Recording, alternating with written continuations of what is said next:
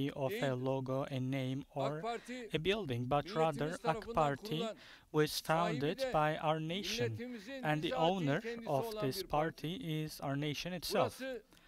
This place is not a place for political or economic career, but this is a place of service. And at the center of everything that we have done and we are going to do, we focus on our nation.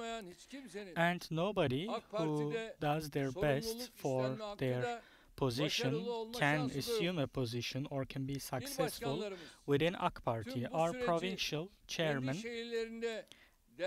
are going to organize this whole process in their own cities, in their own provinces, and they're also in charge of setting an example for everyone else who follows them. And I would like to reiterate that we have to start with our own people, our own organization, then all of our members, and then the whole society. We need to embrace all of them in our political party activities. We are going to fulfill a very important and historic duty, and I wish all of you success in this auspicious cause.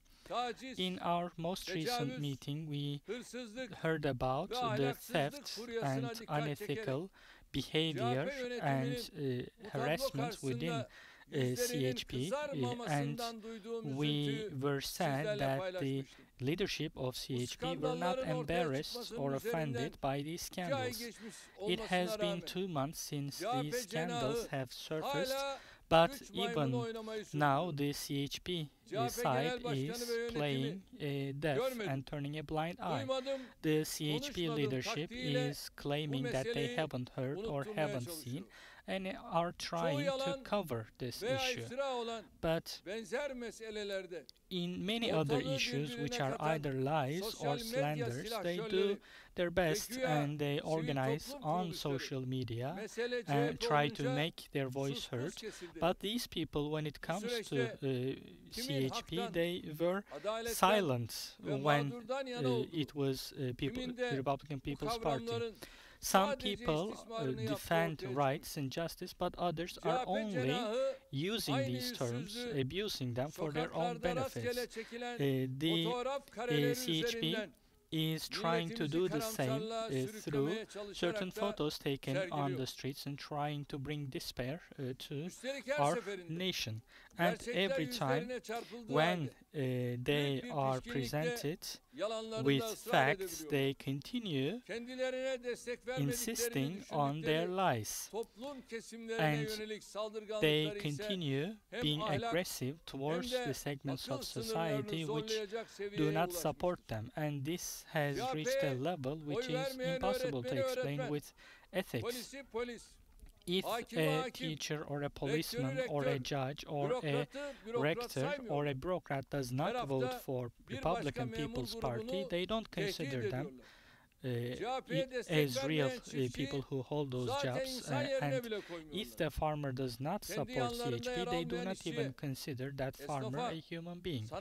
For the artists, athletes, shop owners, if they do not support them, they slander and they insult them, and they even try to lynch people who attend a TV show which is presented by an important artist of our country. And one of the leadership of this political party used a certain sentence in order to insult the members of our army of heroes, our armed forces of heroes. In the past, they were used to soldiers or rectors or judges who were ready at their service. But now, when they see that these same people are serving the nation and the country, they have a hard time coming to terms with that. They first targeted the commanders of the Turkish army, and they are now expanding that, which means they're entirely losing their balance.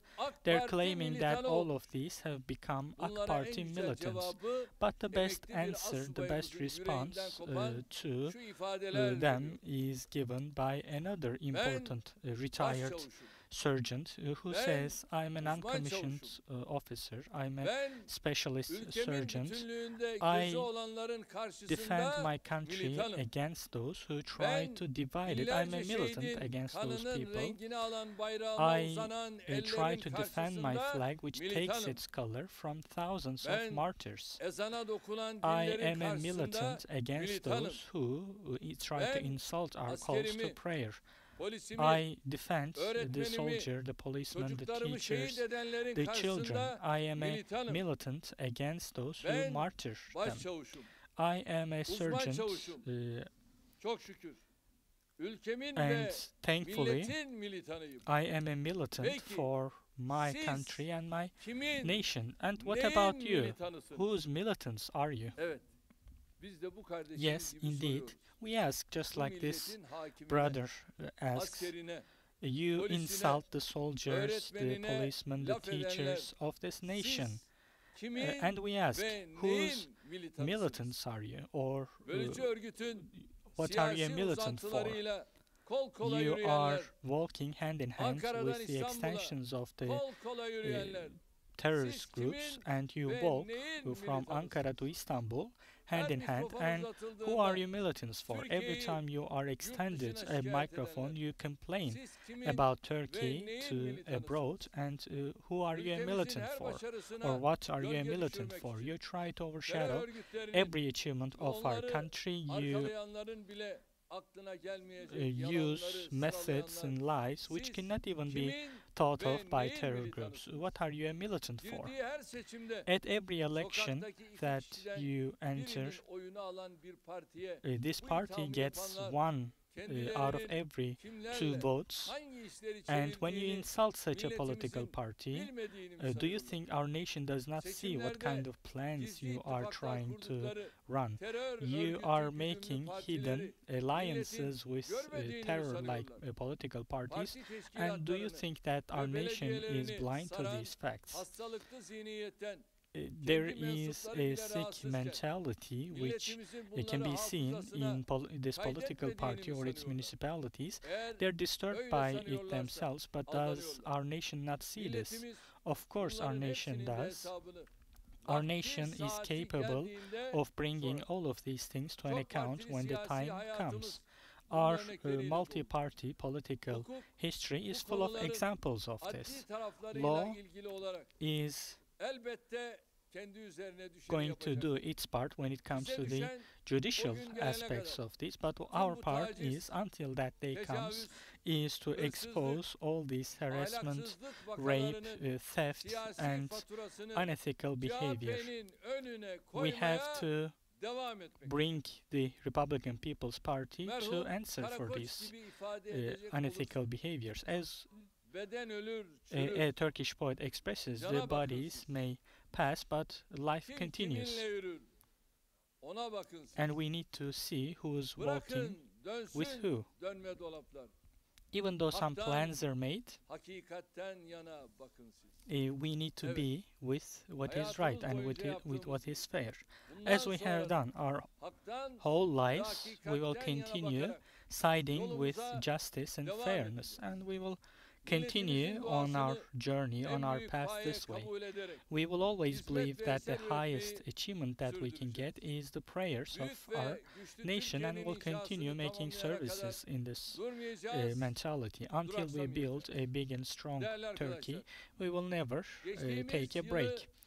Last year was a year which was overshadowed by the pandemic, but despite this, in investment and in budget, we were very successful. Almost every developing or developed country was expecting important level of shrinkage, but we plan to end the year with positive growth, especially our exporters and our industrialists who are producing for export have turned this crisis period into an opportunity. Because of pandemic measures, different segments of society were able to benefit from what our government was able to offer. With many different programs and including grants, we were able to side with and support our nation during these problematic times. And hopefully in 2021 we plan to make an even longer leap in the global economic and political system. There are wobblings, and this goes to a new structure. We are experiencing small and big problems, and these have made our country resilient towards every kind of crisis. From basic infrastructure to defense industry, in every area we have come to a level where we can now realize our targets. In the past 18 years we established a strong infrastructure, and thanks to the political architecture that we have built, we are able to bring our country to the position that it deserves in the new political order. In the past we had economic insufficiencies or political instability, so we were not able to use certain opportunities. But this time, hopefully, we're not going to miss those opportunities. Of course, this is not only seen by us, but some of our enemies, some of our foes or friends, they're also able to see this picture. In recent times, our country is facing certain disproportionate attacks, and this is the suffering behind these attacks and this aggression. Recently, they're trying to once again push Turkey out of the game or derail it or bring it, divert it from its targets, and they have used all of their arguments and their forces. But despite that, we have the love, affection, and support, our friends, which we feel very strongly with us. The 2023 elections are going to be an important occasion in terms of the success of this historical process, in addition to some other issues. Until election comes, I advise our organizations to work with everything they have got, because we have the wish to fulfill our historic responsibility. And in your respective provinces, you bear the same mission, and hopefully we are going to win this struggle proudly, and may God help us. And with such sentiments, I once again wish us a fruitful meeting, and I greet all of you, and peace be with you.